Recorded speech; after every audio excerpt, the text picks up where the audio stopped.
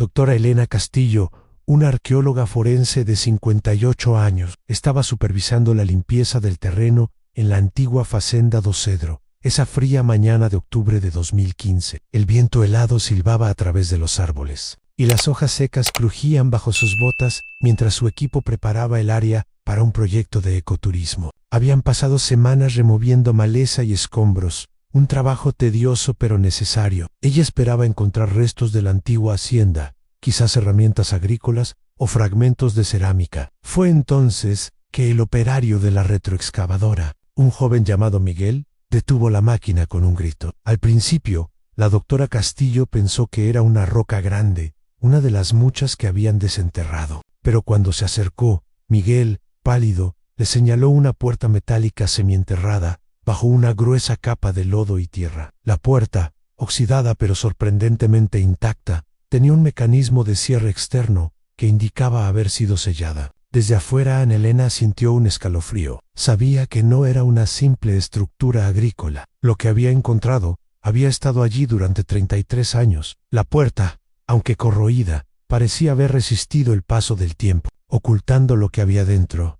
Y lo más inquietante, la escotilla no había sido abierta desde el exterior en décadas. Este descubrimiento cambiaría para siempre un misterio de 3 décadas que había atormentado a la pequeña comunidad de Cedro Amarelo. La doctora Castillo no tenía idea de que esta mañana ordinaria se convertiría en el día más perturbador de su vida. Lo que estaba a punto de ser descubierto había permanecido oculto durante 33 años, esperando este momento. En pocos minutos, un secreto de 3 décadas finalmente sería expuesto. Cedro Amarelo nunca sería lo mismo después de ese descubrimiento. Era el frío otoño de 1982. La pequeña y apartada comunidad de Cedro Amarelo, anidada entre densos bosques en las estribaciones de las montañas, se preparaba para los meses de invierno. Los días se acortaban y el aire olía a tierra húmeda y hojas caídas. La Fazenda do Cedro, una propiedad antigua y un poco olvidada, servía ocasionalmente como campamento juvenil, aprovechando su aislamiento y las leyendas locales que rodeaban los viejos árboles. 6 adolescentes llenos de la energía y la despreocupación de su edad llegaron al campamento la última semana de octubre. Estaban allí para una expedición de fin de semana, una mezcla de senderismo y actividades de supervivencia básicas. Los jóvenes eran Ricardo Méndez, de 17 años, el líder no oficial del grupo, siempre con una cámara fotográfica al cuello. Ligia Santos, de 16, una chica inteligente y observadora, que siempre llevaba un diario. Pedro Costa, de 16, el bromista del grupo, siempre con una sonrisa. Marianao Almeidao, de 15, la más reservada, pero con una curiosidad insaciable. André Lima, de 17, el deportista, fuerte y confiable. Guay Beatriz Olivera, de 15, la más joven, pero también la más optimista. Sus vidas normales, llenas de estudios, deportes y sueños de un futuro, fueron momentáneamente dejadas de lado por la promesa de aventura. El campamento era rústico, no había electricidad, y el único contacto con el mundo exterior era una radio de onda corta que el monitor, el señor Almeida, un hombre de unos 50 años, usaba para informes meteorológicos. La primera noche transcurrió sin incidentes, con hogueras y cuentos de fantasmas que los niños escuchaban, con una mezcla de miedo y emoción. Las leyendas locales hablaban de viejos rituales y espíritus protectores del bosque. La segunda noche, sin embargo, el clima cambió drásticamente. Una violenta tormenta se desató sobre la fazenda, con vientos aulladores y una lluvia torrencial que golpeaba las tiendas con furia. El señor Almeida, preocupado por la seguridad de los jóvenes, ordenó que se refugiaran en el antiguo refugio de emergencia. Este búnker subterráneo había sido construido por los primeros colonos, una estructura sólida pensada para proteger de los elementos. Los adolescentes, aunque asustados, se tomaron la situación con un cierto aire de aventura. Llevaron sus mochilas, linternas y algunas provisiones. El monitor selló la puerta metálica desde el exterior, asegurándose de que estuvieran a salvo hasta que la tormenta pasara. Pero al amanecer, cuando el señor Almeida regresó al refugio, la puerta estaba cerrada, aparentemente intacta. No había respuesta desde el interior. Extrañado, intentó abrirla, pero el mecanismo se había atascado. Al regresar a la tienda principal, notó que no había rastro de los adolescentes. Sus sacos de dormir estaban desordenados, y algunas de sus pertenencias personales habían quedado atrás. La confusión inicial pronto se convirtió en pánico. El monitor llamó a la Guardia Civil por radio, informando de la desaparición. La búsqueda comenzó de inmediato. Voluntarios de Cedro Amarelo, junto con equipos de rescate, peinaron las trilas, exploraron las cuevas cercanas y revisaron las orillas del río. No encontraron ninguna señal de los 6 adolescentes. Era como si se hubieran desvanecido en el aire. La única certeza era que no habían vuelto a la tienda principal. La pregunta sin respuesta flotaba en el aire. ¿Qué había sucedido con Ricardo, Ligia, Pedro, Mariana, André y Beatriz? El enigma se había establecido. Los días se convirtieron en semanas y las semanas en meses. La búsqueda de los 6 adolescentes de Cedro Amarelo disminuyó gradualmente, pasando de una operación a gran escala a una serie de búsquedas esporádicas y cada vez más desesperadas. Los carteles de personas desaparecidas con sus rostros jóvenes y sonrientes se desvanecieron en los postes de la electricidad, al igual que la esperanza en los corazones de sus familias. El misterio se convirtió en una cicatriz profunda en el alma de la comunidad. Algunos susurraban sobre secuestros, otros sobre accidentes en el bosque, pero nadie tenía una respuesta real. Los medios de comunicación nacionales cubrieron la historia por un tiempo, pero como tantos otros casos sin resolver, pronto se desvaneció de los titulares, relegado a los archivos de crímenes sin solución. Mientras tanto, en el mundo subterráneo, la realidad de los adolescentes era mucho más compleja y aterradora de lo que cualquiera podría haber imaginado. Los jóvenes no habían huido para un retiro secreto, como sugerían algunas de las notas encontradas posteriormente. Eastview, un engaño cuidadosamente orquestado. Dentro del búnker, la tormenta había causado un deslizamiento de tierra que bloqueó la salida secundaria, y el mecanismo de la puerta principal se atascó irremediablemente. Estaban atrapados, al principio. El pánico fue abrumador. Ricardo intentó forzar la puerta. André golpeó las paredes. Pero el refugio era una fortaleza, y el señor Almeida, al sellar la puerta, sin saberlo, los había condenado. El señor Almeida, el monitor, fue el verdadero arquitecto de la verdad oculta. No era un simple supervisor, era el líder de una pequeña y hermética secta local que veneraba a una antigua deidad del bosque, a quien llamaban el Gran Pastor. Esta secta creía que, en tiempos de gran tormenta, el Gran Pastor elegía almas puras para elevarse con él. El refugio, para ellos, era un lugar de transición. El señor Almeida, al sellar la puerta, no solo los estaba protegiendo de la tormenta, sino también sellando su destino como ofrendas. El búnker tenía un sistema de ventilación que permitía la entrada de aire, pero también, y esto era crucial, permitía que ciertos gases naturales del subsuelo, conocidos por inducir estados alterados de conciencia,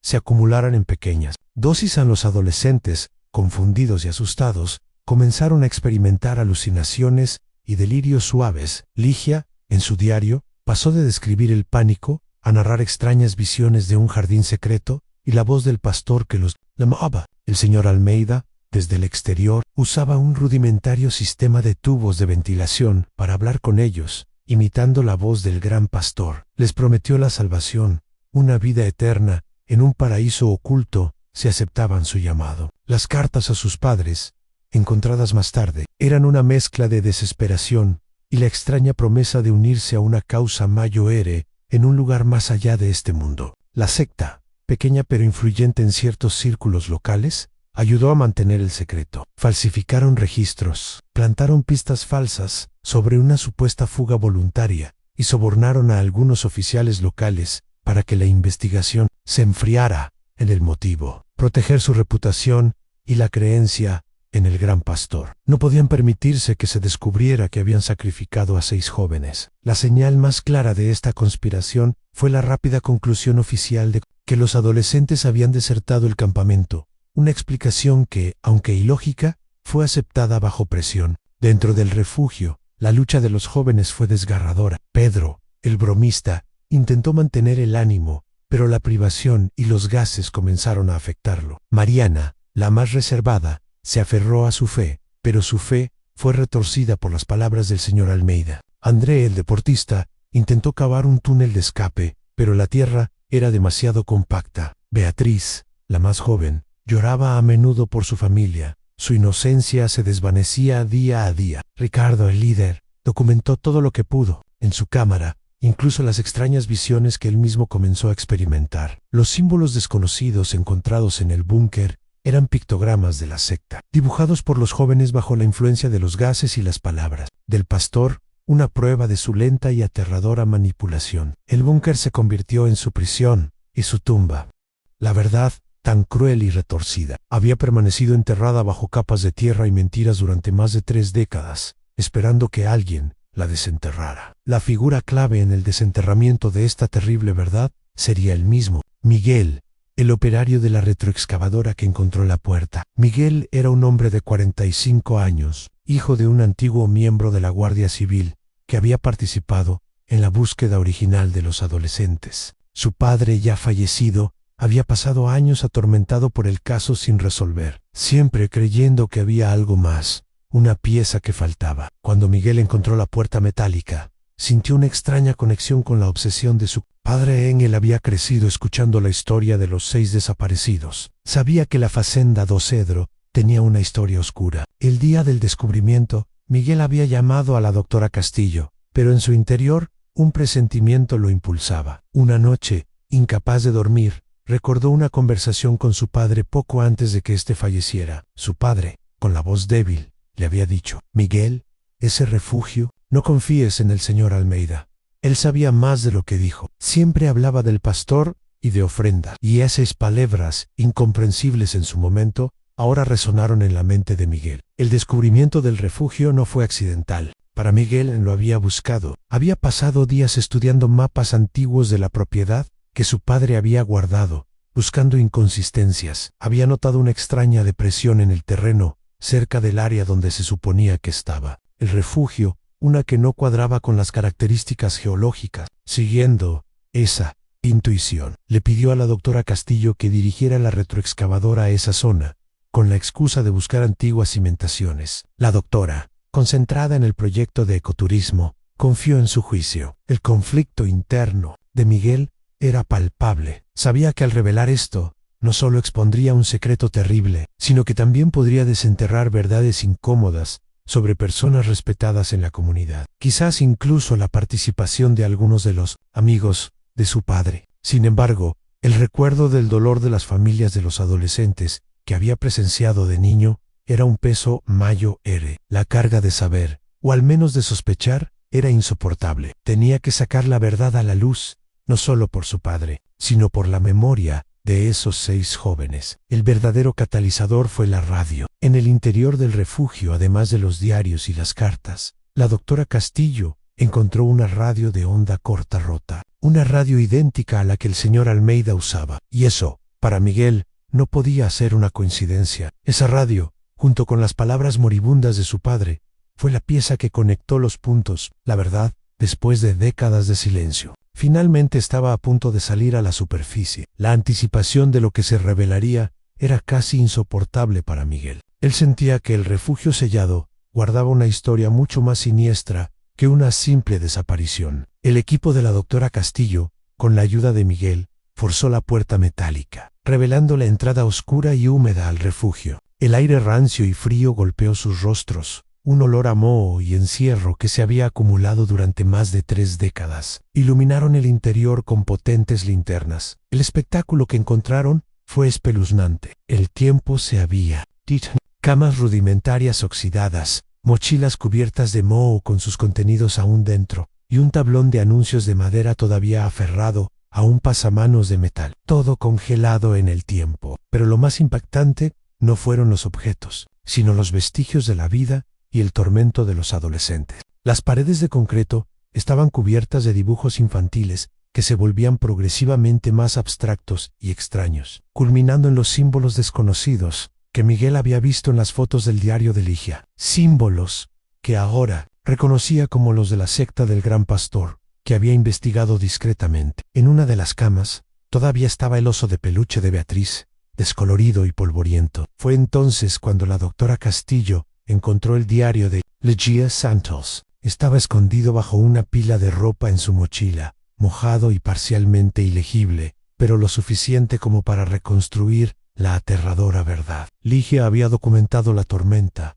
el cierre de la puerta, y el pánico inicial. Luego, comenzó a describir los cambios. El aire se volvía pesado, las voces, la voz del pastor que les hablaba a través de los tubos de ventilación, prometiéndoles un jardín y una ascensión. Ligia describía cómo Ricardo intentaba mantenerlos cuerdos, cómo André buscaba una salida, cómo Pedro hacía bromas, que ya no tenían gracia, y cómo Mariana y Beatriz, las más vulnerables, se aferraban a la promesa del pastor. La verdad era escalofriante. Los adolescentes no habían muerto de inanición ni de asfixia directa. Murieron de deshidratación y de los efectos de los gases que los habían llevado a un estado de delirio colectivo. Los símbolos en las paredes eran los propios jóvenes, dibujados bajo la influencia de los gases y la manipulación del señor Almeida, creyendo que estaban documentando su ascensión. Las cartas que habían escrito a sus padres no eran de huida, sino de despedida, impregnadas de la extraña retórica de la secta. Una despedida que el señor Almeida había recogido a través de un pequeño conducto y luego entregado a la policía. Como prueba de su fuga, el cuerpo de Ricardo Méndez fue encontrado acurrucado junto a su cámara, la lente empañada por la humedad, pero con un rollo de película aún dentro.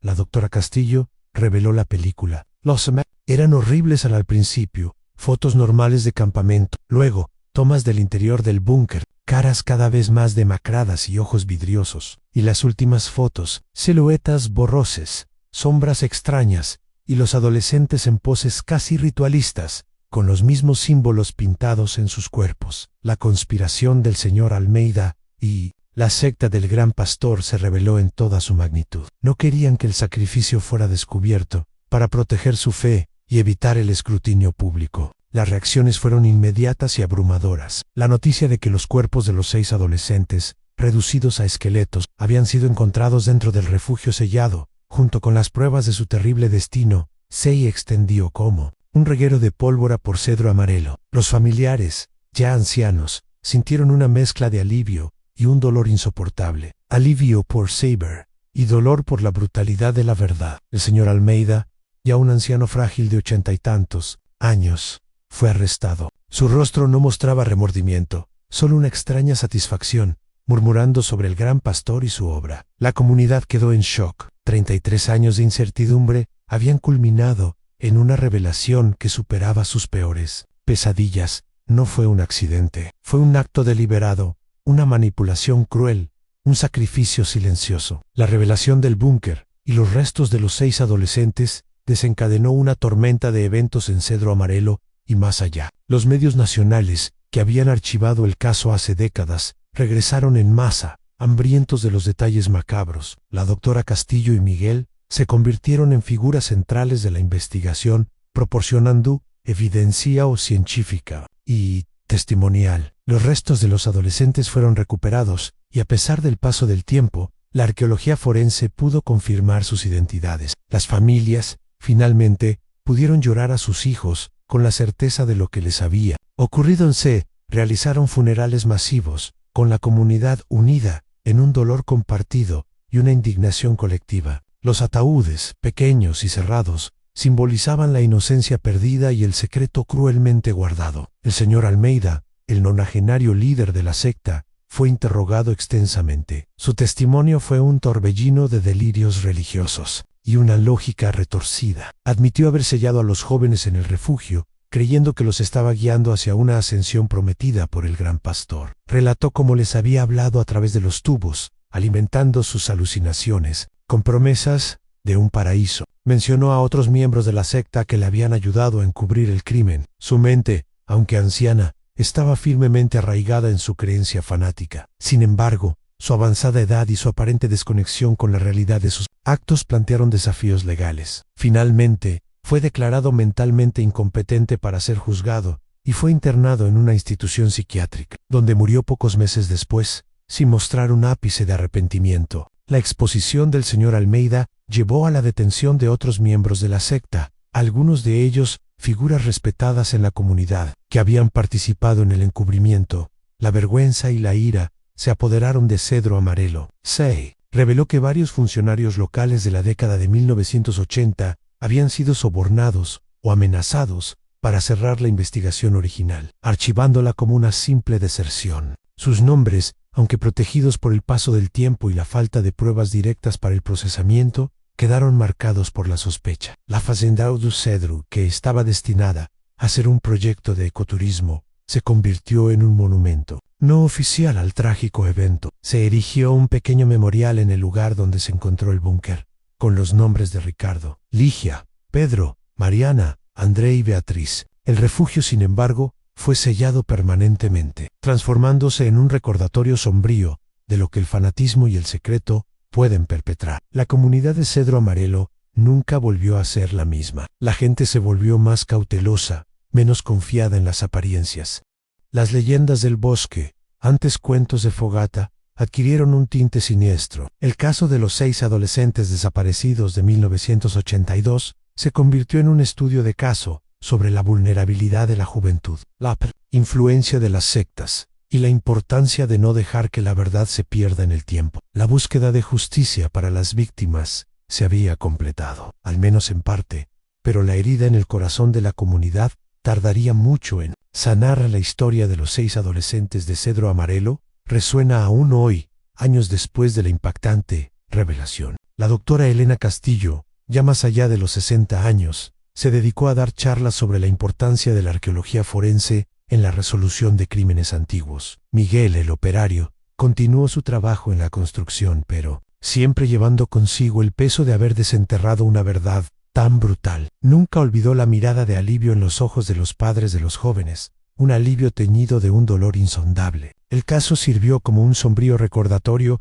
de la fragilidad de la confianza y el peligro de los cultos aislados. La fe, cuando es distorsionada y manipulada, puede llevar a actos de una crueldad inimaginable. La resiliencia de las familias, que esperaron por respuestas durante décadas, se convirtió en un testamento a la esperanza humana, aunque la respuesta que obtuvieron fuera la más desgarradora. El poder institucional, que una vez encubrió el crimen, fue puesto en tela de juicio, y la lección de transparencia se grabó a fuego en la memoria colectiva. La Fazenda do Cedro permanece como un lugar de reflexión. Algunas personas aún evitan el área del antiguo búnker, mientras que otras, especialmente los jóvenes, visitan el memorial para comprender la magnitud de la tragedia. La tragedia de Ricardo, Ligia, Pedro, Mariana, André y Beatriz se convirtió en una leyenda local, una que advierte sobre los secretos ocultos y los peligros que acechan bajo la superficie. Incluso en los lugares más tranquilos,